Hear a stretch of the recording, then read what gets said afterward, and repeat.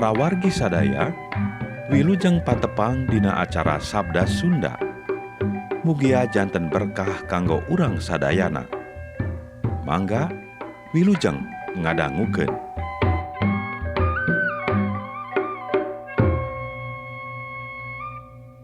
Injil Yesus Kristus numutkeun Santo Markus. Aya rombongan urang Parisi jeung guru-guru agama Yahudi ti Yerusalem anu daratang ka Yesus. Maranehna narenjoeun yen aya murid-murid Yesus anu dalaharna ku leungeun anu ceuk agama mah henteu bersih.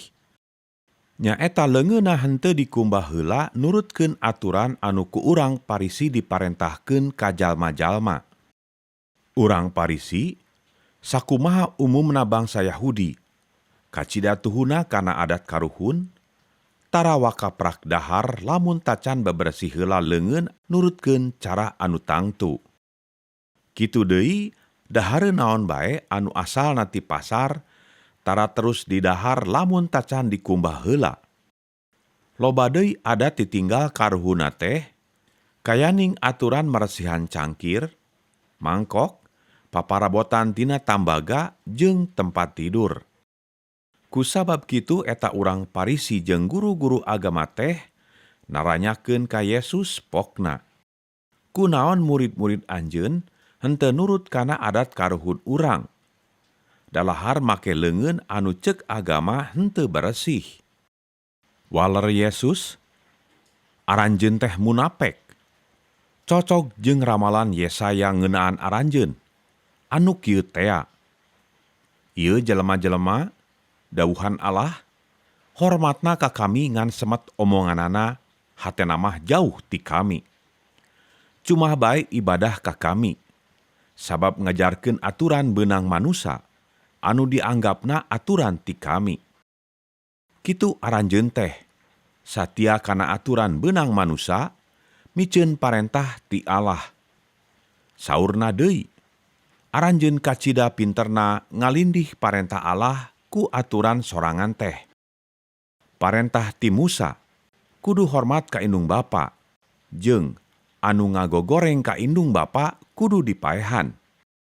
Tapi anu diajarkeun ku aranjeun mah, majar jelema anu boga naon bae anu bisa dipake nulung bapana atawa indungna, tapi nyebutkeun ieu mah kurban.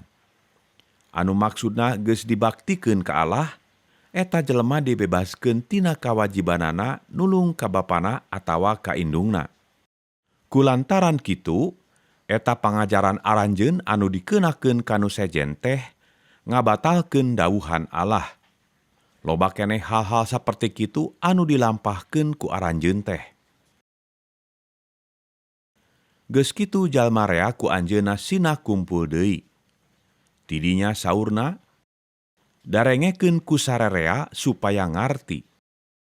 Anu asal ti luar asup ka awak urang, teu aya anu matak najis.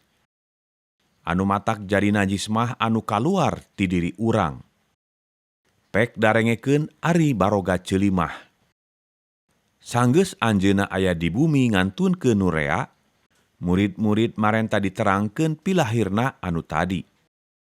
Walerna, kutan, maraneh ge sarwana teu ngarti kana eta hal? Anu asal ti luar asup kana awak, memang teu aya nu matak najis. Sabab asupna lain kana hate, tapi ka jero beuteung, tidinya kaluar deui. Ieu kasauranana netelakeun yen kadaharan mah naon bae ge meunang di dahar. Saurna deui, anu matak najis teh anu kaluar ti jelema. Sabab anu asal ti jero bijil kaluar mah kaluarna ti jero hate. Nyaeta rupa-rupa pikiran goreng, anu mawa kana lampah tuna susila, maling, maehan, ngaranyed, hawak, migawe rupa-rupa kajahatan, nipu, nyieun kaaiban, mitenah, dengki, gede hulu, teu bisa diwarah. Ieu sifat-sifat jahat, kabeh bijilna ti jero hate, matak najis ka diri. Tidinya Yesus angkat ka hiji daerah deukeut kota Tirus, Lebet kahiji imah hoyongen ulah kanyahoan aya di dinya. Tapi sumpingna teh teu bisa disumput-sumput. Aya hiji awewe menang beja yen anjeunna sumping. Buru-buru ngadeuheus, sujud kana sampeanana. Eta awewe teh lain urang Yahudi, lahirna di Venesia bawahan Syria. Anakna anu awewe kasurupan roh jahat. Manehna nunuhun ka Yesus supaya eta roh jahat dikaluarkeun ti anakna.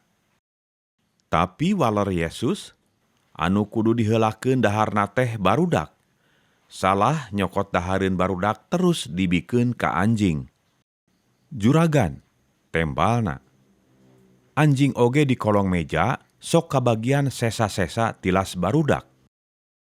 Saur Yesus, ku sabab maneh ngajawab kitu, jigera balik, engke anak maneh kasampak geus waras, roh jahatna geus kaluar. Eta awewe tuluy balik, kasampak anakna keur ngedeng, roh jahatna geus nyingkah.